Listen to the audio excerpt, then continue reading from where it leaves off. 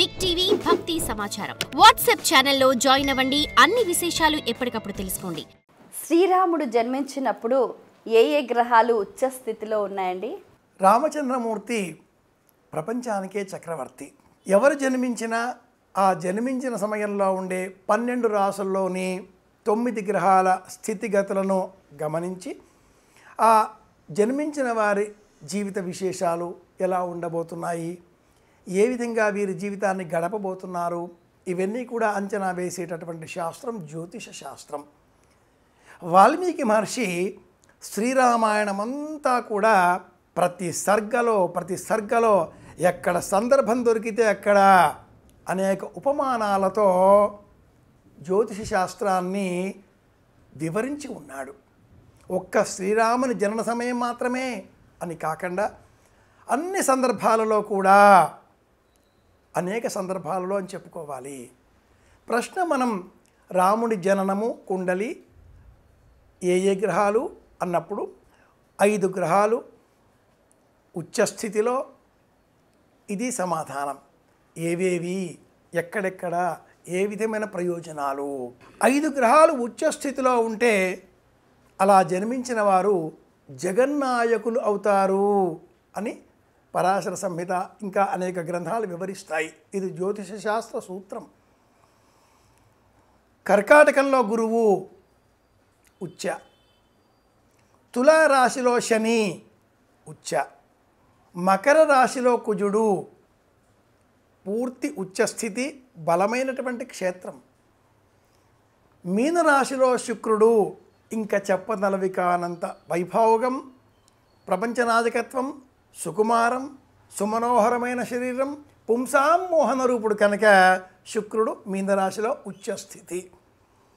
5వ గ్రహంగా రవి మేషరాశిలో ఉచ్చస్థితి. స్వోచ్చ మిత్రేషు పంచసు.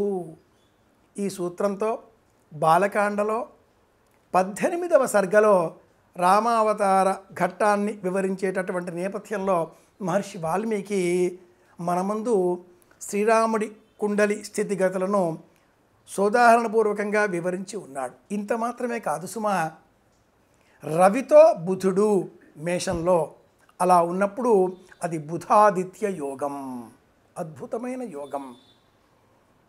అలాగే కర్కాటక రాశి, కర్కాటక లగ్నం. లగ్నం అంటే శరీరం, రాశి అంటే మనస్సు. రామచంద్రమూర్తి మనస్సుతో ఒకటి, మాటతో ఒకటి చెప్పే వ్యక్తి కాడు, దైవం, జగన్నాయకుడు కనుక మనస వాచ కర్మణ ఏది చెబుతాడో అది చేస్తాడు, ఏది చేస్తాడో అదే ప్రవర్తించే నేపథ్యంగా మనం గ్రహించాలి. కనుక స్వోచ్చ మిత్రేషు. ఇక్కడ అనేకులకు ఓ సందేహం వస్తుంది. రామచంద్రమూర్తి, భరతుడు, లక్ష్మణ, శత్రుఘ్నులు నలుగురు కూడా ఒక్కరోజు తేడాతో నవమి నాడు రామచంద్రమూర్తి జన్మిస్తే మరుసటి నాడు దశమి నాడు పుష్యమి నక్షత్రంలో భరతుడు, ఆశ్లేష నక్షత్రంలో లక్ష్మణ, శత్రుఘ్నులు జన్మించారు. వారికి కూడా ఈ 5 గ్రహాలు ఉచ్చస్థితిలోనే ఉన్నాయి. రాముడు పురుషోత్తముడు, రాముని వెనుక లక్ష్మణుడు.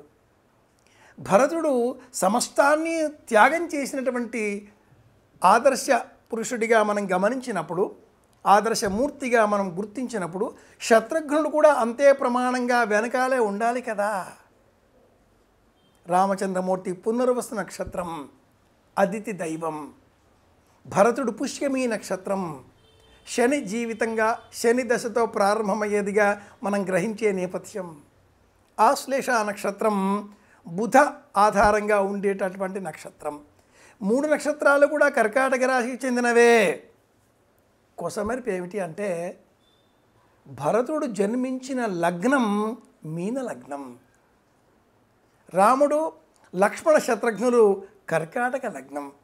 కనుక రామ, లక్ష్మణ, శత్రుఘ్న స్వభావాలు ఒక విధంగా ఉంటే భరతుడి స్వభావం మట్టుకు వేరుగా ఉంది, మీన లగ్నం. లగ్నంలో శుక్రుడు, సుకుమారమైన దేహం. 2వ ఇంట రవి బుధులు, ఆగ్రహం, మాట కాఠిన్యం. అలాగే శని ఈ మీనలగ్నానికి అష్టమంలో ఉన్నాడు, తులలో. ఈ కారణం చేత దేహం సహకరించకపోవడం, మనస్సు సహకరించకపోవడం, ఇంటికి దూరంగా ఉండవలసి రావడం, సమస్తాన్ని త్యాగం చేసే బుద్ధిని కలిగి ఉండడం, గుర్తింపుకు నోచుకోలేకపోవడం. ఈ నేపథ్యంలో స్వోచ్చమిత్రేషు అన్నటువంటి సూత్రం మేరకు జగన్నాయకుడైన రామచంద్రమూర్తి జాతక కుండలిని మహర్షి వాల్మీకియే శ్రీరామాయణం బాలకాండ 18వ సర్గలో క్షుణ్ణంగా వివరించి ఉన్నాడు. ఇంకా అనేక విషయాలు శ్రీరామాయణం చూస్తే తెలుసుకోవచ్చు. For more videos like this, subscribe Big TV channel.